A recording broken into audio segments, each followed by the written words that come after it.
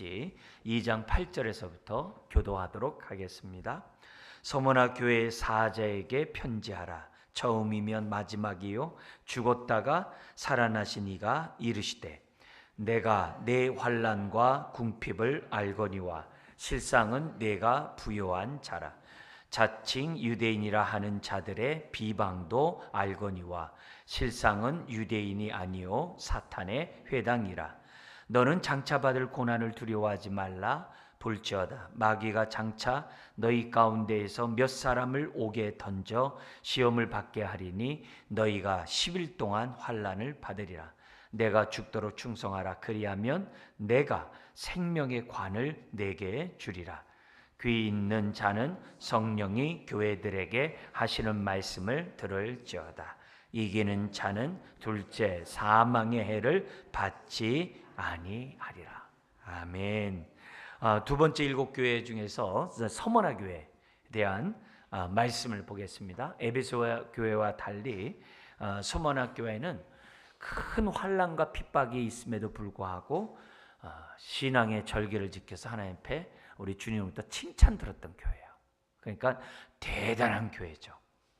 우리가 겉으로 볼 때에는 초라하고 아무것도 아니고 연약하지만 하나님이 보실 때는 부유한 자, 엄청난 그런 축복을 받은 그런 평가를 받은 교회가 서머나입니다.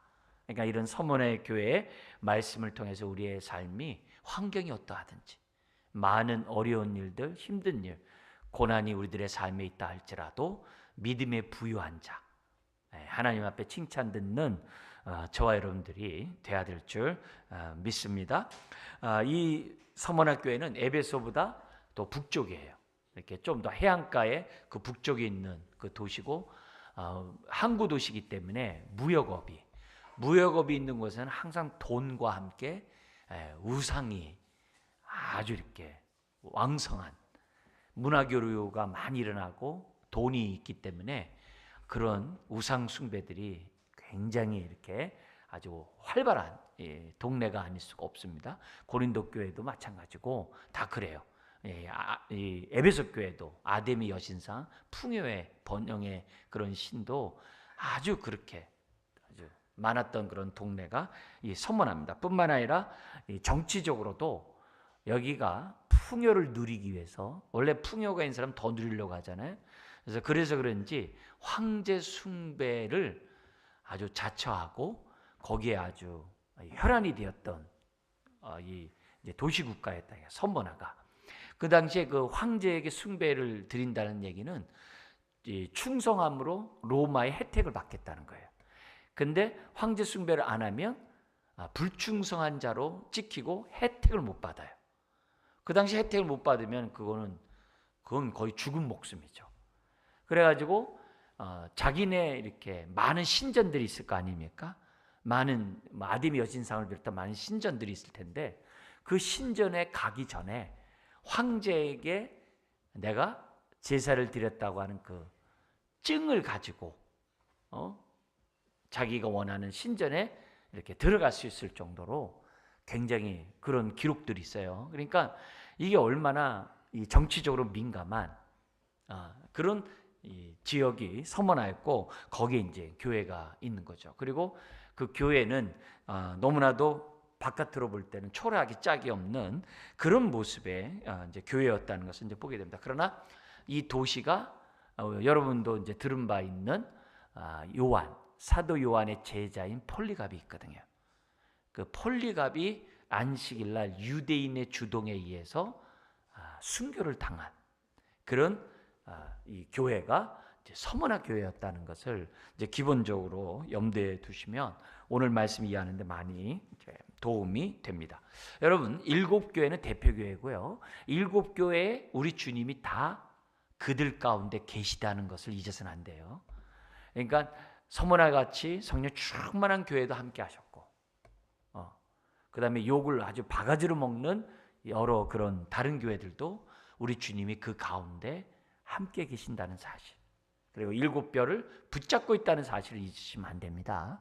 그래서 그런 교회도 주님의 교회예요. 그래서 고린도 교회가 성령의 9가지 은사가 있는 교회잖아요. 얼마나 놀라운 교회입니까? 근데 그들의 삶은 전혀 말씀의 영향을 받지 않는 옛 생활을 그대로 살아가고 있는 이 교회가 고린도 교회였어요. 육에 속한 자고 아주 정욕을 추구하는 자고 도무지 성숙한 모습이 없어요. 육에 속한 자고 어린아이고 절신함 먹고 그런 사람들이에요. 그러니까 교회가 교회답지도 않은 거예요. 근데도 1장 1, 2절에 바울은 주님의 교회라고 딱 얘기를 해요. 그래서 우리들이 사람을 볼 때 외모나 이런 것들 보지 말고 그 사람의 중심에 하나님 사랑이 있느냐 없느냐가, 하나님을 믿느냐 안 믿느냐가 굉장히 중요해요. 그래서 그런 자를 우리가 이렇게 무시하거나 이런 식으로 했다가는 천사가 가만 안 둔다고 우리 주님이 말씀하시거든요. 그러니까 그런 것들을 염두에 두면서 우리들이 이제 신앙생활하는 것이 굉장히 중요합니다. 자, 그런 가운데 각 교회에 나타난 예수님의 모습이 항상 제일 먼저 나오죠. 어떤 모습이었는지 8절에 있어요. 한 번 더 읽어볼까요? 서머나 교회의 사자에게 편지하라. 처음이며 마지막이요 죽었다가 살아나신 이가 이르시되. 제가 1장에서 이 부분을 설명했었습니다. 이제 중요한 거는 뭐냐면 여기서는 죽었다가 살아나신 분, 이거죠. 많은 고난을 받으시고 십자가에 못 박혀 죽으셨는데 그것으로 끝난 게 아니라 살아나셨다는 거. 그러니까 이거는 벌써 이 서머나 교회에 많은 순교가 있을 것이고 많은 핍박이 있다 할지라도 두려워하지 말라. 죽음이 끝이 아니라 나처럼 다시 살아날 거다. 그렇게 소망과 위로와 격려를 주기 위해서 그 서머나 교회에는 불꽃 같은 눈에 이런 분을 얘기한 게 아니라 죽었다가 살아나신 이가 가라사대라고 우리 예수님이 서머나 교회에게 하고 있다는 사실을 저와 여러분들이 잊어서는 안 됩니다. 이 귀절이 지금 뭐냐면 1장 17절 18절에 제가 이걸 강조해서 여러분들에게 설교해 드렸죠. 그 말씀을 다시 반복한 거예요. 두려워하지 말라. 나는 처음이요 마지막이요. 시작과 끝이 모든 역사의 주관자이신 분이 우리 예수님이라는 거예요. 근데 그분이 뭐냐면은 뭐라고 그래요? 곧 살아있는 자라 내가 전에 죽었었노라. 과거형이에요. 이 죽었었노라라는 이 단어 속에서 뭐냐면 하나님의 구원의 역사, 대속의 역사가 대신 십자가에 죽은 모든 사건이 단번에 영원히 완전히 다 끝났다는 표현을 죽었었노라고 이렇게 표현을 한 거예요. 그래서 다 끝내버린 거예요. 근데 그분이 뭐예요? 살아서 지금 보좌 우편에서 영광 중에 이 만물을 통치하고 다스리시는 만왕의 왕이시다. 이제 그걸 우리들에게 지금 보여주고 있거든요. 그래서 계시록은 역사의 주인이 예수 그리스도라는 거예요. 예수님이 이 세상을 통치하고 다스리고 있다는 것을 알라고 기록해 놓은 거거든요. 그걸 우리들이 이제 기본적으로 염두에 두고 우리 주님이 서머나 교회 같은 데서 말씀하는 거죠. 처음이요 나중이요 죽었다가 살아나시니. 할렐루야죠. 죽음이 끝이 아니라 이제 영원한 세상의 시작이라는 것을 우리들에게 또 보여주기는 그런 모습이에요. 그래서 세세토록 내가 왕노릇하기 때문에 저와 여러분들이 이기는 자에게는 함께 왕노릇하리라. 그게 계시록이에요. 함께 왕노릇하리라. 여러분, 죽음은 오늘날에도 큰 두려움이고 고통이고 무섭죠. 폴리갑도 실제로 죽었죠. 그렇지만 죽음이 끝이 아니라 부활이 있다는 것을 우리 주님은 이걸 통해서 서머나 교회를 통해서 저와 여러분들에게 말씀하고 있어요. 우리가 그래서 신앙생활하면서 십자가 부활이 이게 균형이 있어야 돼요. 너무 십자가 하면서 죄에 대한 아주 이 탄식과 의식은 있는데 예수님이 부활함으로 우리가 믿는 자들에게 다 의롭다게 하신 그 기쁨에 대해서는 소홀히 여길 수가 있어요. 그런 게 아니라 이게 다 균형이 잡혀야 돼요. 어떻게 보면요, 부활의 기쁨이 더 커야죠. 더 커야죠. 왜냐하면 나의 죄를 위해서 주님이 대신 짊어지고 주님이 부활하셨기 때문에, 그래서 죄에서 자유함뿐만 아니라 죄책감에서도 자유함 받고 형벌에서도 자유함 받는 의의 자녀가 됐잖아요. 그러니까 부활의 기쁨이 더 커야 되겠죠. 그래서 부활의 능력을 더욱더 덧입으려면 그래서 어떻게 돼요? 십자가의 은혜와 사랑을 더 깨달아야 돼요. 부활의 능력은 스스로 커지는 게 아니라 십자가에 이루어놓으신 하나님의 그 놀라운 역사를 알면 알수록 부활의 능력이 큰 거예요. 그래서 우리들이 십자가 부활의 이 두 가지가 다 있어야 돼요. 그러니까 죄에 대한 슬픔은 있는데 내가 의롭다함 받음에 기쁨이 없으면 그건 불균형인 거예요. 그래서 신앙생활하면서 왜 믿음이 도태되고 믿음이 이렇게 첫사랑에서 떠나고 우리들이 신앙생활에서 늘 하나님의 성령의 충만한 은혜를 왜 경험하지 못하느냐? 부활에 대한 능력이 부족해서 그래요. 부활에 대한 능력이 없기 때문에 믿음 생활이 용두사미가 되고 우리들의 신앙의 이 모습이 하나님의 그러한 부흥을 갖다가 경험하지 못하는 일이 생기는 거예요. 그래서 항상 십자가 부활의 그 능력 속에서 저와 여러분들, 그러니까 바울이 나는 항상 이긴다 그러잖아요. 어떻게 항상 이겨요? 그게 부활의 능력이에요. 부활의 능력. 그래서 지금 서문화 교회에게 나 죽었다가 살아나십니다. 그렇게 하면서 교회가 부활의 능력 속에서 계속 고난을 이길 것을, 그 환난을 이길 것을 지금 말씀하고 있고 오늘 우리들의 삶도 마찬가지고요. 세상에서 이런 말 있잖아요. 죽기밖에 더해? 뭐 이런 얘기 하잖아요. 굉장히 용감한 것 같지만은 우리들은 어떻게 돼요? 거의 플러스죠. 죽음이 끝이 아니라 주님이 살아나셨던 것처럼 우리도 다시 살아난다. 근데 그것이 먼 훗날 그러지 말라 이게요. 성경은 예수 그리스도로 말미암아 오늘 믿는 그 순간 우리는 어떻게 돼요?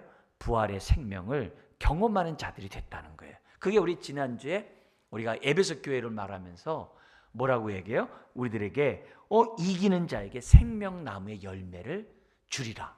그게 훗날만이 아니라 예수 그리스도를 믿는 그 순간에 에덴 동산에서 먹지부터 쫓겨났던 그것이 어떻게 돼요? 우리들에게 활짝 열리게 되었다는 것을 말씀을 드렸어요. 그래서 오늘 우리들이 부활의 능력 속에서 오늘 저와 여러분들이 살아가야 한다는 것을 다시 한번 우리들에게 깨닫게 합니다. 그러면서 서머나 교회가 당하고 있는 고난을 아신다고 하면서 구체적으로 얘기를 해줘요. 그냥 내가 너희들 고난 당하는 거 안다 이렇게 얘기한 게 아니라 두리뭉실하게 얘기한 게 아니라 구체적으로 너희들이 이런 고난을 당하고 있는 건 내가 안다 이 얘기를 하는데 9절에 뭐라 그러냐면 이렇게 얘기해요. 내가 내 환난과 궁핍을 알거니와 이런 표현을 썼어요. 여기 환난은 뭐냐면 옛날에 사람을 이렇게 죽일 때 아주 고통스럽게 죽일 때 무거운 돌을 얹어놨대요. 그래서 이제 압사돼서 죽는 이런 형벌이 있었다는 거예요. 그 단어를 쓴 거예요. 그래서 환난은 그렇게 압사시키는 둥근 돌 밑에 깔려가지고 아주 서서히 부서져 죽게 하는 이 고문 그 단어를 이 환난이라는 표현으로 이제 사용하고 있거든요. 그런데 그들에게는 그런 순교뿐만이 아니라 그 동네에서 숨을 쉬는 자체가 환난이에요. 왜냐하면 아까 얘기했지만 황제 숭배 도시였다 그랬잖아요. 그러니까 바깥에만 나가면은 온전 신전들의 향내가 나고 또 황제 숭배에 대한 그 표가 없으면은 아무것도 거래도 할 수 없고 이렇게 살아갈 수도 없고 여러 가지 지금 하루하루 살아가는 이것이 눈에 보이는 것이 다 이건 이렇게 짓누르는 그런 고통을 당할 수밖에 없는 그런 도시였다는 거예요. 그걸 이제 우리들이 오늘날에도 우리들 많은 이런 환난이 있죠. 억압들이 있죠. 우리가 사는 이 죄 많은 소돔과 고모라성과 같은 이 세상을 볼 때 우리가 막 짓눌림을 당하잖아요. 세상의 불의와 불법을 볼 때 막 짓눌림을 당하잖아요. 막 우상이 판을 치는 온갖 이단들이 있는 거 볼 때 막 짓눌리는 그런 아픔들이 있지 않습니까? 이제 그 얘기예요. 그리고 환난뿐만 아니라 궁핍을 한대. 이 궁핍은 어떤 단어냐면요. 그냥 가난한 궁핍을 얘기하는 게 아니에요. 아예 하나도 없는 궁핍을 얘기해요. 궁핍함이요. 근데 이런 궁핍은 어디서 오느냐? 어디서 오느냐? 히브리서에 나와요. 히브리서에 나오는데 뭐냐면은 예수 그리스도를 믿는 것 때문에 재산 다 빼앗길 때. 재산을 다 빼앗기고 이렇게 쫓겨나가거든요. 우리 주일날 오후에 지금 우리 정동훈 목사님 하면서 얘기할 때 계속 강조되는 게 다 그거 아니에요. 자기가 사는 거기서 이렇게 다 추방당한 자들. 그 단어를 계속 얘기하잖아요. 지금 그렇게 삶으로 삶 속에서 되면은 여유가 없는 가난이 아니라 전혀 없는, 아예 없는. 그래서 그 히브리서 10장 34절 읽어드리면 너희가 갇힌 자를 동정하고 너희 산업을 빼앗긴 것도 기쁘게 당한 것은 더 낮고 영구한 산업이 있는 줄 알미라. 그 얘기예요. 그러니까 환난, 예수 그리스도를 믿는 것 때문에 가난해진 것, 그 궁핍이에요. 그걸 우리 주님이 안 돼요. 뿐만이 아니라 거기 보내면은 누구를 아냐면은 자칭 유대인이라 하는 자들의 비방도 안 돼요. 여기 비방은 회방이란과 같은 단어로 쓰이는데요.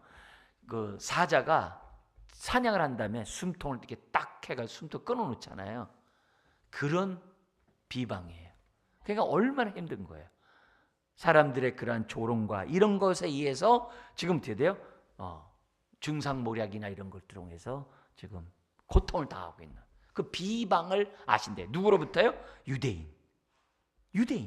예. 그 당시 유대인들은 이렇게 도덕적으로 좀 이렇게 높다고 해가지고 많은 지도자들이 좋아했다고 그래요. 근데 이들이 하나님을 믿는 하나님의 자녀에 대해서 얼마나 악을 행했는지 이들의 주동에 의해서 안식일날 폴리갑을 숨겨 죽이는 그런 일에 앞섰던 자들이 유대인이었다는 것을 지금 이제 역사적으로 얘기하고 있거든요. 그걸 뭐예요? 안다는 거예요. 그러니까 사는 게 아니죠. 여러분 수근수근대고 남들이 비방하고 막 그건 못 견뎌요. 그 동네에서 어떻게 삽니까? 그런 상황이라는 거예요. 거기에 대해서 그러나 겉은 그렇지만 실상을 얘기해. 뭐라고 그러냐면은 9절에 내가 환난과 궁핍을 당하고 있지만 실상은 내가 부유한 자래요. 왜요? 이건 뭐예요? 믿음의 부유함이죠. 야고보서 2장에 있는 것처럼 믿음의 부유함이죠. 하나님의 은혜 가운데 살아가고 있는 모습이죠. 그러니까 우리가 겉보고서 그 사람이 신앙이 좋네 마네 이건 몰라요. 우리가 실상은 우리가 주님이 다 불꽃 같은 눈을 보고 계시거든요. 이 서머나 교회는 실상은 부유한 자라고 말씀하고 있어요. 그런 의미에서 이 환난과 궁핍은 우리의 실체, 믿음의 실체를 드러낸다고 그러잖아요. 그래서 어려운 일을 겪을 때 보면 나의 신앙이 어떤 신앙인지 내가 안다고 그러잖아요. 힘들 때 내가 어떻게 결정하고 판단하고 행동하는가. 내 신앙의 수준이거든요. 그래서 저와 여러분들 이 시간도 예배드리고 말씀을 보는 이유가 뭐냐? 믿음의 부유함을 위해서, 실상 부유한 자가 되기 위해서 예배를 드리고 말씀을 우리가 듣고 배우는 거 아니겠어요?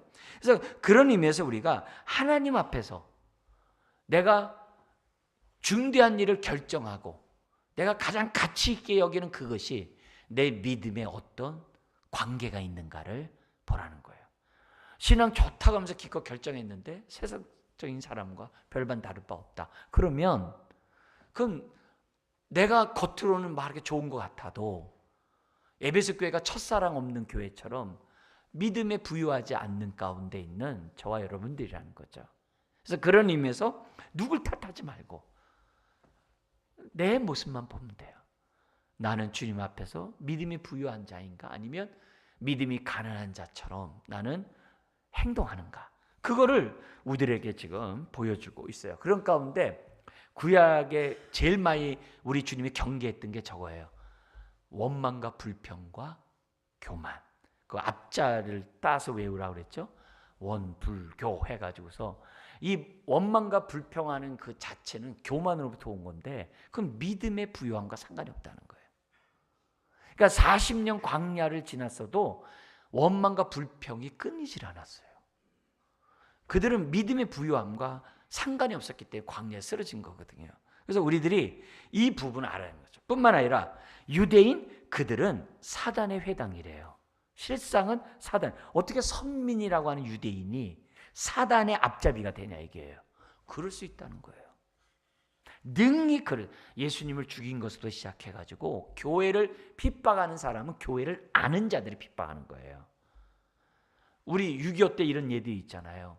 교회들마다 가서 아주 쑥밭을 냈던 그 장교가 있는데 그 쑥밭을 냈던 그 장교가 나중에 감동을 받았다고 그러잖아요. 어느 교회에 갔더니 다 성화 그 사진에다가 침 뱉고 발 받고 가라고 그러는데 한 머슴이 그걸 다 닦으면서 자기는 그렇게 하지 못한다고 이렇게 한 사건이 있었잖아요. 근데 오히려 밟고 지나간 사람들은 다 저거 하고 이 사람을 갖다 살려줬다 그러잖아요. 그러면서 하는 얘기가 내가 장로님 아들이고 북한에 있을 때 장로님 아들이고 뭐 이렇게 이렇게 했었는데 자기는 진짜 믿는 사람 못 봤다. 근데 당신을 보니 주님이 살아계신다. 이런 간증을 우리가 이렇게 책을 통해서 이렇게 보잖아요. 그러니까 그런 모습에서 누구보다도 잘하는 사람이 저거 하는 거죠.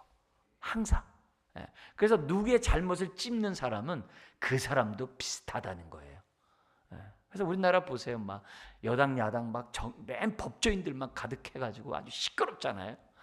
뭐 후덕한 것들이 없고 막 함께하는 협치 이런 것들이 잘 없잖아요. 너무 법조항들만 해서 그런가 봐요. 그러니까 참 이런 시대 속에서 우리가 기도하지 않을 수가 없는 거죠. 어떻게 선민이 마귀종이 되냐 이게요.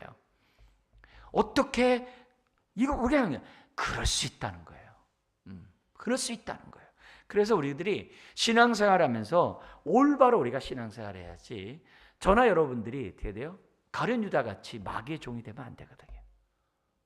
우리는 늘 깨어서 믿음의 부유함 속에서 주님이 기뻐하는 일을 하도록 오늘도 우리가 기도해야 될 줄 믿습니다. 자, 그러면서 이제 처방을 하세요. 뭐라고 하냐면 그렇게 실상을 얘기하면서 10절에 이렇게 얘기해요. 너는 장차받을 고난을 두려워하지 말래요. 위로가 되죠. 모든 고난을 다 담당하신 주님이 두려워하지 말래요. 우리는 이렇게 얘기하죠. 고난 좀 없애주세요. 고난 좀 피하게 해주세요.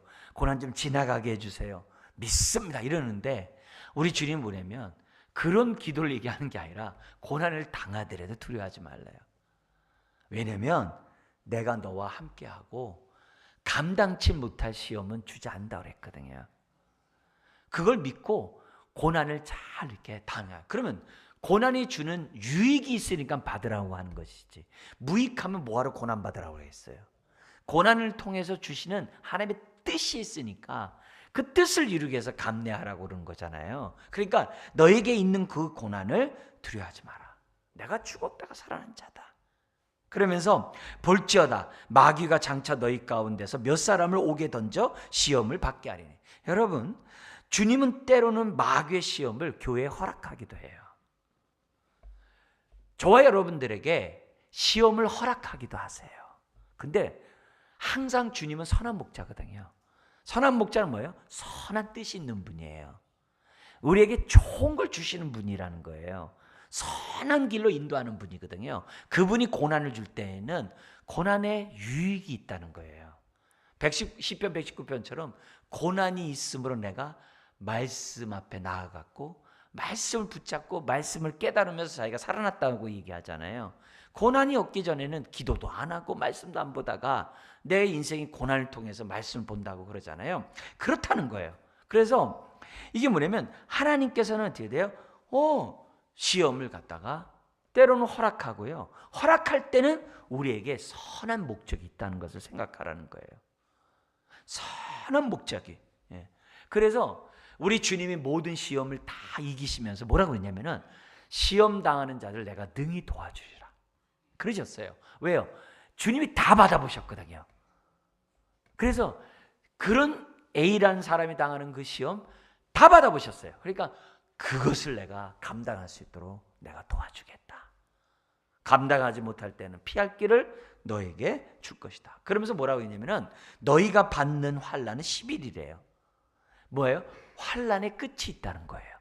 끝이 없는 건 소망이 없는 거예요. 끝이 있기 때문에 소망이에요. 조금만 더 참자. 조금만 더. 우리 그 유명한 말이죠. 이것 또한 지나가리라. 많이 그러잖아요. 적용 한번 하시는 거예요. 10일. 끝이 있구나. 이게 끝까지 가면 못 살죠. 우리 그랬더니 우리 정말 출산한 우리 우리 여성도분들 그러잖아요. 해산의 고통이 그렇게 아파도 둘째도 난다고 뭐 이러시더라고요. 그거 그렇게 아파서 더 이상 못한다는데 둘째 냈고 셋째 냈고 막 그런다고 그러잖아요. 이게 뭐야? 그 끝이 있다는 거 아니까 하는 거지. 끝이 있다는 걸 모른다면 누가 하겠어요? 뭐냐면 부활이 있듯이 고난에는 끝이 있는데 여기 뭐야? 10일 동안 잠깐이라는 거예요. 잠깐이라는 거예요. 그걸 갖다가 그렇죠. 주님의 영원한 날에 의하면 잠깐이죠. 그걸 하라는 거예요. 그러면서 뭐라냐면은 내가 죽도록 충성하라. 그리하면 내가 생명의 면류관을 주리라. 여기 충성하라라는 말은 뭐냐면 죽기까지 충성하라는 말이에요. 죽음 앞에서는 멈추라는 게 아니라 그냥 죽음 속으로까지 충성하라는 단어를 썼어요. 그러면서 너 죽음이 다할지라도 너 충성하라. 환난 속에서도 너 죽기까지 하라. 죽음 앞에 멈추지 말고 그냥 죽음 속으로 들어가라. 왜냐? 그걸 통과해야 생명의 면류관이 있다는 거예요. 그걸 통과해야 생명의 면류관이. 예. 그래서 그 재밌는 이 얘기 때문에 제가 막 그 청년 때 막 이렇게 생각하고 막 기도하고 있는데 어느 날 이렇게 꿈을 꿨는데 이 황량한 저건데 이렇게 크게 이렇게 동그란 이렇게 구덩이가 있는 거예요. 근데 창이 이렇게 쫙 박혀 있어요. 근데 뭐냐면 믿는 사람들은 다 뛰어내리라는 거예요. 근데 믿는다고 하는데 그 밑에 주님이 계세요. 뛰어내리는데 못 뛰어내려요. 왜? 창이 다 있으니까. 근데 어떤 사람은 믿습니다 하고 뛰어내려요. 주님이 계시니까 그 밑에. 그러니까 겉사람이 쭉 찢어지는 거예요. 막 그 소리가 아직도 기억이 나는데. 그러면서 이제 어떤 사람이 믿습니다 뛰어내는데 거기 톡 박혀가지고 안 찢어지는 거예요.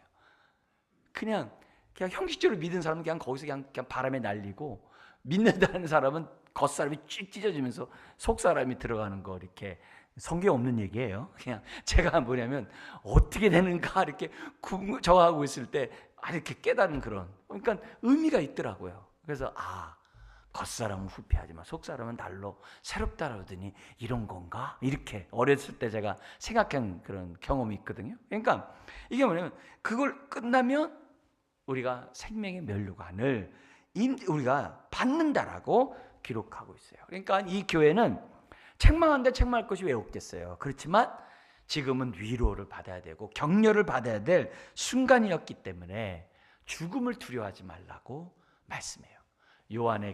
두려워하는 요한에게 손 얹고 두려워하지 말라고 하셨던 주님이 똑같이 서머나 교회에게 두려워하지 말라고 말씀하시는 주의 모습이 있어요. 그러니까 결국 이렇게 하는 이유는 위로 격려하면서 뭐 하는 거야? 준비하라는 거죠. 환난을 준비하라는 거죠. 환난을 준비하는 거예요. 그리고 타협하지 않음으로 너희가 고난받았기 때문에 참 잘했다. 그 충성 내가 안다. 세상에 도화되지 않고 그 압력을 견디는 건 내가 다 안다. 그러나 조금만 지나고 보면은 생명의 면류관이 너에게 주어질 것이다. 이렇게 얘기를 해요. 그러면서 뭐냐면 11절에 이기는 자에게는 무슨 약속을 해요? 둘째 사망의 해를 받지 아니하리라. 여러분, 둘째 사망이 있어요. 첫째 사망이 있고 둘째 사망이 있는데, 첫째 사망은 뭐겠어요? 영과 육의 분리겠죠. 둘째 사망은 뭐겠어요? 하나님으로부터 분리되는 게 둘째 사망이에요. 그래서 단순히 여기 둘째 사망은 그냥 유대인들 랍비들은 이렇게 얘기를 해요. 모든 죄인들이 다 한 번에 소멸되는 이런 것으로 이렇게 유대 랍비들은 얘기를 하는데, 우리 복음적으로 얘기할 때는 뭐라고 얘기하냐면은 하나님과의 관계가 영원히 단절되는 게 둘째 사망이에요. 그건 끔찍한 거죠. 그건 끔찍한 거죠. 하나님으로부터 단절되는 것이 얼마나 무서운 거겠어요. 네? 그래서 우리가 이 교회에서 얘기할 때는 육적 사망은 영과 육의 분리, 영적 사망은 하나님과 우리의 그런 관계가 분리되고, 근데 또 영원한 사망이 있대. 그 지옥불에 들어가는 거. 뭐 이렇게 이제 조직시나 이런 데서 그렇게 가르칩니다만, 여기서 둘째 사망이라는 이 표현은 하나님으로부터 지금 뭐야? 단절되는 거예요. 생명의 하나님으로부터 단절되는 거예요. 이게 얼마나 무서운 저거겠어요. 그러니까 우리는 한 번 죽는 것은 정한이치지만 두 번 죽으면 안 돼요. 두 번 죽지 않도록, 하나님과의 관계가 단절되지 않도록 예수님이 대신 모든 죄를 담당한 줄 믿습니다. 그래서 이 주님 앞에서 우리가 이런 약속을 받는데요, 특별히 오늘 이 본문에서는요, 두 가지 약속이 있는데 좀 더 자세히 한번 볼게요. 여기 보면 이기는 자에게 두 가지를 주세요. 뭘 받느냐? 첫째, 생명의 관, 생명의 면류, 관을 받아요. 뭘 받지 않느냐? 둘째, 사망의 해를 받지 않아요. 자, 우리 한번 연습해 보겠습니다. 서머나 교회를 통해서 우리에게 뭘 주냐? 이기는 자에게는 뭘 받는다고요? 생명의 관, 생명의 면류관. 근데 뭘 받지 않는다고요? 둘째, 사망의 해를 받지 않는다.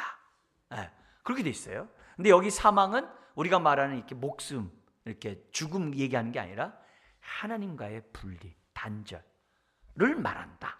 그렇게 염두를 하시고요. 그리고 이 모든 이기는 자가 받는 그 축복은 일곱 교회에 이기는 자가 받는 그 축복과 다 연결돼 있어요. 어느 하나라도 떨어진 게 없어요. 그걸 잊으면 안 돼요. 제가 나중에 이제 7가지를 이렇게 다이아몬드가 방향에 따라서 이렇게 다 이렇게 빛이 다르잖아요. 7가지의 이 이기는 자에 주는 복을 갖다가 다이아몬드처럼 이렇게 다 통합이 됐을 때 거기서 누가 나오냐면은 예수님이 보이는 거예요. 내가 믿는 예수님이 그 상에서 그 모습이 딱 보이는 거예요. 왜냐면 그 상과 각 교회에 나타난 예수님의 모습이 이렇게 딱 연결이 돼 있어요. 그걸 우리가 알아야 요 7교회를 아는 거고, 그걸 알아야 우리가 지금 신앙생활하면서 저와 여러분들이 이기는 자가 되는 거예요. 우리가 하여튼 요걸 잊어버리지 마시고, 자, 이런 가운데 지금 서머나 교회나 나중에 빌라델피아 교회도 똑같아요. 칭찬 들었는데요. 지금 이런 그렇게 신앙 잘하는데 환난과 궁핍함에 하나님이 뭐예요? 내어줌이 되도록 이렇게 허락하셨다는 사실을 저와 여러분들이 하면서 깨달아야 될 게 뭐냐면, 이 신라권의 이 세상에서는 거룩한 삶을 살면 환영받지 못하는구나. 내가 의의 삶을 살면 칭찬받지 못하는구나. 그걸 우리들이 잊어서는 안 돼요. 네. 지금 우리가 막 그냥 TV나 이런 뉴스를 통해서 이렇게 보면은 상식이 안 되는 일들이 너무 많잖아요. 근데 다 잘났다고 서로들 막 큰 소리 치고 막 그러잖아요. 어떻게 그럴 수 있는가? 그럴 수 있어요. 그렇구나. 왜요? 지금 서머나 교회나 빌라델피아 교회를 보면 오늘 우리가 살고 있는 이 세상과 그 분위기가 별반 다르지가 않아요. 자, 그런 가운데 먼저 받지 않는다는 걸부터 먼저 할게요. 그게 먼저 이 첫 번째 우리가 여기서 좀 더 설명한다면 뭘 받지 않는다고요? 둘째, 사망의 해. 그죠? 여기 사망의 참된 의미는 하나님으로부터의 단절. 참된 생명의 근원으로부터 단절. 에레미야 표현을 쓴다면 생수의 근원이신 하나님을 떠나서 스스로 생수를 얻고자 웅덩이를 팠지만 그 웅덩이는 저축하지 못할 터진 웅덩이다. 그게 인생이다 그랬어요. 우리는 생명의 근원이신 주님으로부터 우리는 떠나서는 안 되는 거예요. 이거는요, 첫째 사망보다 끔찍한 거죠. 이 세상의 어떤 것보다 끔찍한 게 둘째 사망이에요. 근데 이기는 자는 그것을 받지 않는다. 이렇게 얘기를 해요. 그래서 우리가 볼 때 그건 뭐 미래에 되어진 일 이런 거 아니겠어요? 이렇게 하면 안 돼요. 예. 이런 사람의 특징을 보면요, 히브리서 2장 14절 이하에 있는 것처럼 죽기를 무서워하지 않아요. 왜냐하면 부활을 믿기 때문에. 특징이 내가 안 받는다 이렇게 하는 사람을 내가 알면 할수록 죽기를 무서워하지 않는 그런 신앙을 지금 이 순간에서부터 지금 우리가 받을 수 있다는 거죠. 자, 그러면서 요 재밌는 건 우리가 주목해야 될 것이 뭐냐면, 이기는 자라는 얘기는 뭐예요? 오늘 저와 여러분들의 믿음과 저와 여러분들의 그런 신앙생활이 전제가 되어 있는 거예요. 그죠? 그러니까 이기는 자가 얻는 거지 이기지 못하는 자가 얻는 게 아닌 거예요. 예? 이거 잊어서는 안 돼요. 자, 그래서 이게 뭐냐면 오늘 내가 이 땅에서의 삶이 방향성이 정해져요. 이 얘기를 누가 했냐면 베드로가 했어요. 가룟 유다에 대해서 뭐라고 그래요? 가룟 유다 그는 제 길로 갔대요. 그게 둘째 사망의 길로 간 거예요. 근데 저와 여러분들은 어떤 길로 가야 되는 거예요? 생명의 길로 가야죠. 네. 둘째 사망을 당하지 않는 그 길로 가야죠. 그러니까 결국 둘째 사망의 해를 받지 않으려면 오늘 이 땅에서 저와 여러분들 어떻게 해야 돼요? 이기는 자가 돼야 되는 거예요. 믿음으로 주님이 나와 함께하는 것을 믿고 그 말씀대로 살아가는 저와 여러분들이 돼야 받는 게 여기에 생명의 관이고 둘째 사망의 해를 받지 않는 거예요. 그러니까 둘째 사망의 해와 생명의 관은 동전의 앞면인과 같다는 것을 우리가 알 수 있겠죠. 그죠? 자, 그러면서 둘째 사망이 한 번 더 나와요. 계시록에. 그게 20장 6절이에요. 20장 6절을 제가 읽어드리면 첫째 부활에 참여하는 자들은 복이 있고 거룩하도다. 둘째 사망이 그들을 다스리는 권세가 없다. 그래요. 그러니까 이 둘째 사망이 우리에게 지금 현재뿐만 아니라 훗날에서도 전혀 우리에게 손 하나 타치하지 못하는 그런 일이 있다는 거예요. 그래서 오늘 저와 여러분들이 이 첫째 부활에 동참함으로 생명의 멸류관을 거둔 사람들, 예수 그리스도를 믿고 영생 얻은 사람들은 이 둘째 사망이 건드리지도 못하는 그런 자가 된다는 걸 우리들이 보여줘. 그래서 이 땅에서 예수를 믿는 그 작은 게 훗날에서는 어마어마한 축복을 누리는 거예요. 그 가운데 하나가 둘째 사망의 해로부터 자유케 되는 축복을 누린다는 거예요. 여러분, 첫째 사망도 그렇게 끔찍한데 둘째 사망은 그건 완전 지옥불에 들어간 거기 때문에, 불못불에 들어간 거기 때문에 이건 끔찍한 거거든요. 거기에서 우리가 어떻게 돼요? 제외가 되는 거예요. 누구에게요? 이기는 자에게. 오늘 말씀 듣고 순종하는 자에게. 근데 이거에 대해서 우리가 정말 잘 깨닫고 여기에 대해서 자유하고 여기서 기뻐해야 되는 거예요. 그래서 죽기를 무서워하는 자가 되지 않는 저와 여러분들이 되어야만 하는 거예요. 여러분, 예수 그리스도를 믿고 오늘도 믿음 가운데 살아가는 이런 자들에게 둘째 사망의 해가 그림자도 비치질 않아요. 이게 얼마나 큰 축복인지 모릅니다. 그러면서 두 번째, 같은 얘기지만 동전의 앞면이지만 이기는 자가 10절에 뭘 받는다고요? 생명의 관을, 생명의 멸류관을 받는다고 이렇게 되어 있어요. 여기에 생명이라는 앞에 그가 들어가 있어요. 너가 들어가 있어요. 그 생명의 멸류관. 그 생명의 멸류관이란 말은 무슨 말이에요? 그가 불렀다는 건요, 그 당시 독자들이 다 안다는 거예요. 아시겠죠? 독자들이 다 알아요. 서문화 교회를 비롯한 모든 사람 다 알기 때문에 더가 붙은 거예요. 그 생명. 아시겠죠? 오늘 우리들은 뭐예요? 예수 그리스도를 믿음으로 얻는 영생. 그게 그 생명이죠. 그죠? 그 생명이에요. 그 생명을 우리가 뭐예요? 받는다는 거예요. 그러니까 이 관이 멸류관인데 성경에는요, 계시록에는요, 두 가지가 강조돼요. 하나는 왕의 관, 왕관. 그래서 우리가 왕노릇 한다고 그러잖아요. 그죠? 우리를 갖다 나라와 제사장으로 삼았다고 그랬잖아요. 그 나라로 삼았다는 얘기가 뭐예요? 왕 같은 자로 우리를 갖다 삼았다는 거예요. 그래서 왕 같은 제사장이라는 표현을 쓴 거예요. 그래서 우리에게는 왕관이 씌워져요. 자녀에게는 왕관이 씌워져요. 근데 그 왕관만 있는 게 아니라 뭐가 있느냐? 경기에서 승리했을 때 얻는 멸류관, 승리, 화관이 있는 거예요. 두 가지가 있는 거예요. 근데 계시록에는요, 두 가지 다 얘기를 해요. 성경 두 가지 다 했단 말이에요. 우리가 왕관을 쓸 뿐만 아니라 승리의 멸류관을 쓴다는 거예요. 승리하니까 멸류관 쓰잖아요. 그 마라톤에서 하면 이렇게 그 관 쓰잖아요. 이렇게 멸류관 쓰잖아요. 즉 그 얘기예요. 그러니까 그걸 염두에 두고 여기서 보면은 이렇게 돼요. 뭐냐면 바울은 다른 데서 본 의의 멸류관도 얘기를 해요. 의의 멸류관을 얘기했을 때 그 의의 멸류관은 소망, 지금 의롭다함 받지만 훗날 내가 주님과 함께 받을 그 의, 우리가 말하는 그 의의 멸류관을 얘기할 때 의의 멸류관 표현을 써요. 근데 이 바울이 고린도 교회 9장에 이런 얘기를 해요. 9장 25절에 우리들은 이 땅에 살아가면서 썩을 멸류관을 얻기 위해서 살지 말고 썩지 아니할 면류관을 얻고자 살아야 된다 그러는 거예요. 그러면 썩을 면류관은 뭐예요? 세상에서 받는 면류관들이겠죠. 근데 우리는 뭐예요? 썩지 않을 영원한 면류관. 그걸 받으면서 우리는 살아야 된다고 바울이 고린도 교회에 얘기하거든요. 그러니까 세상의 헛된 영광 구하지 말라 이게요. 우리가 얻어야 될 것은 생명의 면류관이라는 거예요.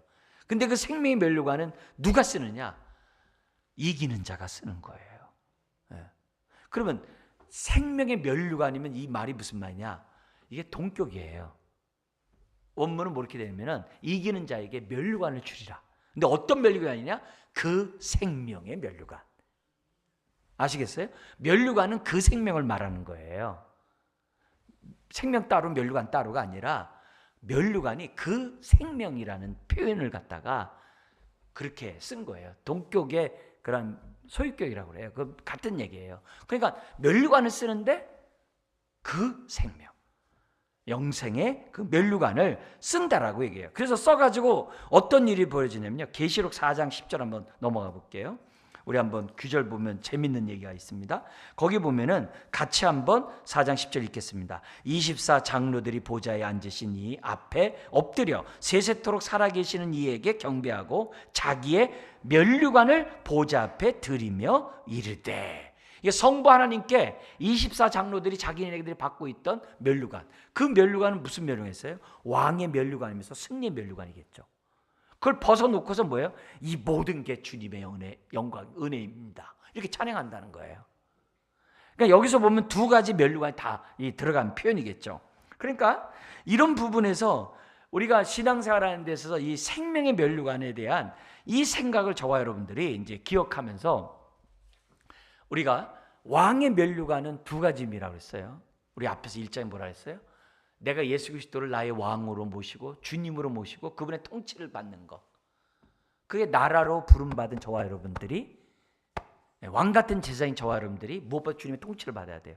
그런 사람은 주님과 함께 만물을 통치해요. 근데 만물을 통치하는데 제일 먼저 누구부터 통치한다고 그래요? 나부터 통치한다고 그랬어요. 나를 통치하는 게 뭐예요? 옛사람을 십자가에 못 박아버리고 정과 욕심을 날마다 못 박아버리고 나를 이기는 자가 세상을 이기는 거예요. 성경 그렇게 얘기하는 거예요. 그래서 나를 죽이는, 나를 통치하는 통치를 왕으로 먼저 해야 돼요. 그 개념을 잊어버리면 안 돼요. 놓치면 안 돼요. 그런 자가 세상을 어떻게 돼요? 통치하고 다스리는 왕 같은 제사장이 될 수 있다고 성경 우리들에게 말씀하고 있다는 거예요. 자, 근데 동시에 이 왕의 면류관뿐만 아니라 승리의 면류관인 거죠. 그러니까 승리의 면류관이기 때문에 그 당시 마라톤이라는 데서 승리한 자들 면류관 이렇게 쓰면서 얼마나 축제를 벌입니까? 그래서 그 당시 사람들은 승리의 면류관, 축제의 면류관이라고도 말을 할 정도로 굉장히 이 면류관에 대한 그게 있다. 근데 바울은 닭은 썩어질 영광이라는 거예요. 썩어질 면류관이라는 거예요. 우리는 썩지 않는 생명의 면류관을 우리는 뭐냐면 받는 자라고 얘기하고 있어요. 자, 그렇다면 이 생명의 이 면류관을 얻는다고 그러면 지금 이 순간에 내가 생명을 얻었는데, 영생을 얻었는데 왜 또 면류관을 얻느냐? 이렇게 할 수 있잖아요. 이건 뭐예요? 지금 얻는 것은 미래에 얻을 것에 대한 하나의 뭐예요? 처음인 거죠. 거기서 이제 완성이 되는 거죠. 그러니까 이 신앙생활하는 데 있어서 예수 믿으면 그 안에 영생이 있잖아요. 영생을 이미 얻었고 그러잖아요. 근데 이 사람이 나중에 어떻게 돼요?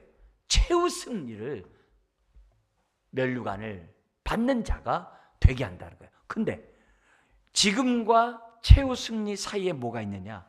성경은 계속 강조해요. 계시록 지금 서머나 교회뿐만 아니라 계속 강조해요. 뭘 강조하느냐? 환란이 있다는 거예요. 환란이 너로 하여금 면류관, 그 생명의 면류관을 받게 해준다는 거예요. 그 대표적인 게 여러분 그 강의 안에도 있습니다만 거기 야고보서 이제 1장 그 12절에 있는 그런 말씀, 오늘 본문과 함께 1장 12절에 보면 이렇게 돼 있어요. 시험을 참는 자는 복이 있나니 이는 시련을 견뎌 낸 자가 주께서 자기를 사랑하는 자들에게 약속하신 뭘 얻는다고 그래요? 생명의 면류관을 얻을 것이라. 여기 한 번 나오고요. 또 한 번이 오늘 2장 10절에 나온 거예요.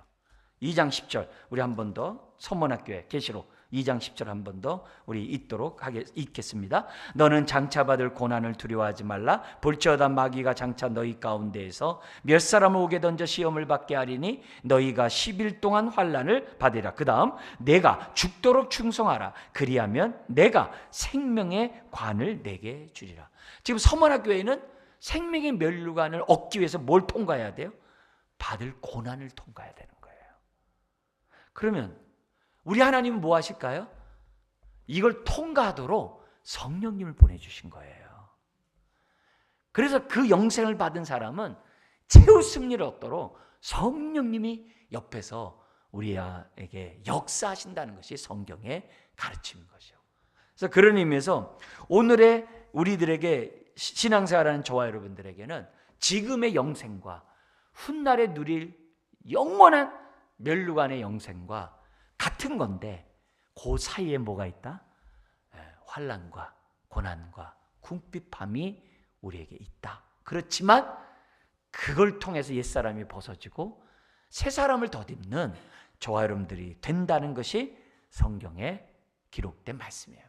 이 일을 시작하신 우리 하나님께서 끝까지 이것을 완성할 줄 믿습니다. 기도하겠습니다. 하나님 아버지, 서문화의 교회 실상은 부유한 자란 이 말씀을 오늘 우리가 다시 한번 깨닫게 되고 우리가 도전을 받습니다. 주님, 이 세상이 아무리 어렵고 힘든다 할지라도 죽도록 죽기까지 충성하는 자에게 생명의 면류관이, 그 생명의 면류관이 주어짐을 인하여 감사함을 드립니다. 오늘 그날의 그 면류관을 얻도록 하기 위해서 오늘 이 시간에 영생을 맛보며 신앙생활하게 하시니 감사합니다. 주여, 무엇보다도 둘째 사망의 해로부터 자유케 하시니 감사합니다. 하루하루 영생을 맛보며 생명나무 과실을 먹는 주의 자녀들 다 되게 하여 주옵소서. 예수님의 이름으로 기도드리옵나이다. 아멘.